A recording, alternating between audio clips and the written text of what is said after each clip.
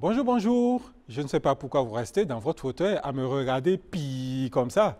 C'est vrai que l'émission n'est pas longue, bléon comme ça, et c'est déjà passé. C'est pas comme d'autres émissions qui durent. Et dans ce cas, le cadre est fatigué, sort du studio avec une mine, surtout quand il a traversé sa voie inondée de la boue, comme ça. Hey!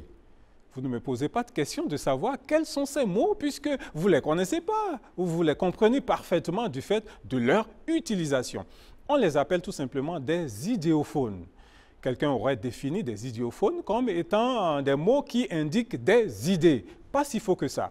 Ce sont des mots en fait qui qualifient donc genre d'adjectifs, mais qui vont plus loin en présentant un son qui les caractérise. Il s'agit d'une idée que l'on se fait de quelque chose ou d'une situation et qu'on traduit par un son, d'où une idée de phone qui est la production du son. Alors, vous avez dit par exemple qu'il a une chemise trop flé. Tout simplement qu'on peut comprendre comme étant peu épaisse pour supporter le froid. Alors, vous avez dit par exemple, je vais sortir juste un instant, bléon. Pas trop longtemps, quoi. Voilà, Cléon, quant à lui, par exemple, en fond, traduit une idée de brièveté, quelque chose de très court. Comme vous pouvez dire, qu'en venant ici, la circulation était vide et la voie était large, comme ça. On entend dire de quelqu'un qui est trop élancé, qu'il est lent, comme ça, ou de quelqu'un qui est trop court, qu'il est comme ça, ou c'est une personne... Oui, comme ça, pour désigner une personne trop brouillon, quoi, sans d'autre précis dans ce qu'il fait ou dans son comportement.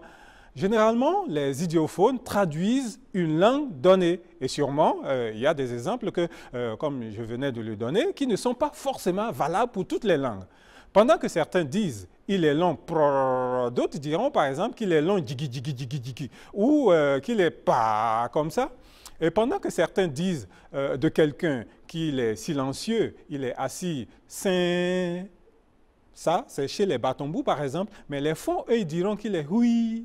Pendant que chez les Peuls, on dira c'est fini complètement. Et on dit boutou. Chez les Bariba, on dira sansan. Et les Yoruba, on dira pata. Et les Goumanché du Burkina, salut les Burkinabés, on dira tchaï. Et dans plusieurs langues, on dira de quelqu'un qui est très mince, qu'il est quintien.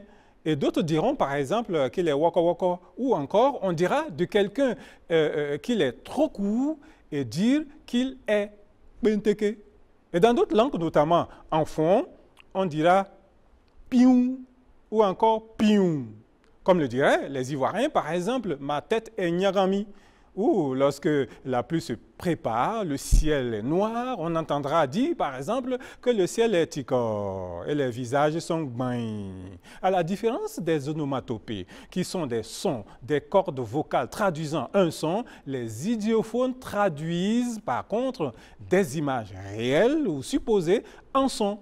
L'onomatopée va traduire, par exemple, le cri du coq qui est cocorico, qui est déjà un son que les cordes vocales reproduisent. Les idiophones ne reprennent pas un son, mais une image, comme la longueur de quelque chose qu'ils traduisent en son. Pendant que l'onomatopée dira que le train fait pipant, ce qui est déjà un son. L'idiophone dira par exemple « Je suis entré dans la salle et tout était noir ticor ». Le noir de la chambre n'a pas de son, mais on l'a traduit en son. C'est ça justement l'idiophone. Alors, le réalisateur, tu peux partir maintenant avec tes longues jambes, toro, comme ça, hein?